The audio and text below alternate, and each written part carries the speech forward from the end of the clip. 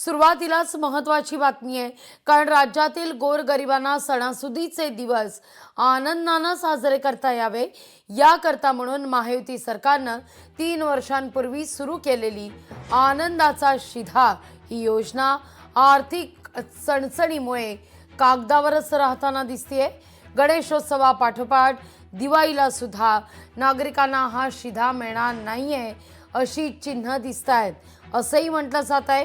बहुधा ही योजना कायमचीच बंद होतीये अशी ही चर्चा आता जोर धरतीये। तत्कालीन मुख्यमंत्री एकनाथ शिंदे यांच्या नेतृत्वाखाली महायुती सरकारनं निवडणुकीनंतर ही योजना सुरू केलेली होती आणि आता ही योजना आर्थिक चणचणीमुळे बंद होण्याच्या मार्गावर आहे अशी चर्चा आहे।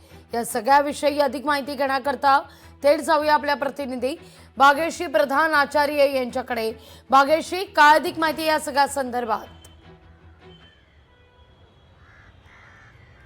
नक्कीच लाघवी, खरं तर ह्या सगळ्या ज्या योजना आहेत त्या निवडणुकीपूर्वी तत्कालीन मुख्यमंत्री एकनाथ शिंदे यांनी आणलेल्या होत्या आणि यामध्ये विविध योजना होत्या। यामध्ये लाडकी बहीण योजना होती, शेतकऱ्यांची कर्जमाफीची योजना होती, त्याचबरोबर जर आपण बघितलं तर ज्येष्ठ नागरिकांसाठी तीर्थाटन ही योजना होती। अशा विविध योजना होत्या। मात्र एकंदरीत जर आता बघितलं तर लाडकी बहीण योजना आणि शेतकऱ्यांची जी वीज माफीची योजना आहे ती रद्द करता येणार नाहीये। मात्र या सगळ्या योजनांचा भार इतका झालेला आहे की राज्याची शिदोरी जी आहे ती अगदी हलकी झालेली आहे आणि या तिजोरीमध्येच मुळात पैसे नसल्याने या योजना चालवायच्या कुठून असा प्रश्न एक राज्य सरकारसमोर उभा ठाकलेला पाहायला मिळतोय। आणि याचमुळे जर बघितलं तर या लाडकी बहीण आणि त्याचबरोबर शेतकऱ्यांची वीज माफी या 2 योजना सोडता बाकीच्या जवळपास सगळ्याच योजना केवळ कागदावरच राहणार अशा पद्धतीचं एक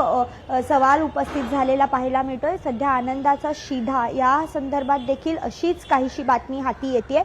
खरं तर आनंदाचा शिधा ही योजना जी होती ती गरिबांसाठीची योजना होती, सामान्यांसाठीची योजना होती, जेणेकरून की जे सणवार येतील त्या सणवारांमध्ये लोक आनंद उत्सव साजरा करतील, त्यांच्यावर कोणत्याही प्रकारे बर्डन येणार नाही आणि आनंदाने सण उत्सव साजरे होतील अशासाठी ही योजना खरं तर सुरू केली होती। यामध्ये साखर, त्याचबरोबर बेसन आणि अशा अनेक प्रकारचे जे गोड पदार्थ करण्यासाठी लागणारे जिन्नस होते ते या योजनेच्या माध्यमातून नागरिकांपर्यंत पोहोचवण्यात येत होते।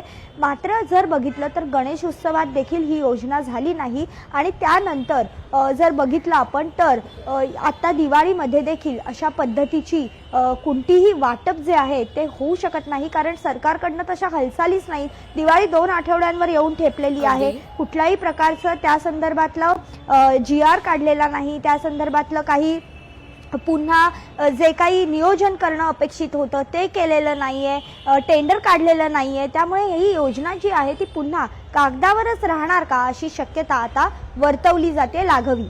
अगदी भाग्यश्री, खरं तर उद्या कॅबिनेट आहे, या सगळ्या संदर्भात कॅबिनेटमध्ये चर्चा होण्याची शक्यता नाकारता येत नाहीये। त्या अनुषंगानं काही कुजबूज आहे का? अगदी थोडक्यात। नक्कीच लाघवी, त्या संदर्भात कुजबूज म्हणजे खरं तर शेतकऱ्यांना पूरग्रस्त झालेले आहेत, अनेक ठिकाणी पूर आलाय, अशाच वेळेला खरं तर ही दिलासा देणारी गोष्ट असते आनंदाचा शिधा। दिवाळी तोंडावर आलेली आहे, त्यामुळे या सगळ्याच गोष्टींवर उद्या उहापोह होण्याची शक्यता टाळता येत नाहीये आणि त्यात पूरग्रस्त शेतकऱ्यांना ही योजना मिळावी यासाठी सगळेच जण आग्रही असतील। त्यामुळे उद्या नेमकं या कॅबिनेटमध्ये काय होतं हे बघणं महत्त्वाचं ठरणार आहे लाघवी। भाग्यश्री, तुर्तास धन्यवाद तुम्ही दिलेल्या एकूणच या सविस्तर माहिती करता। लोकशाही मराठी ऐका, पहा, जागरूक रहा।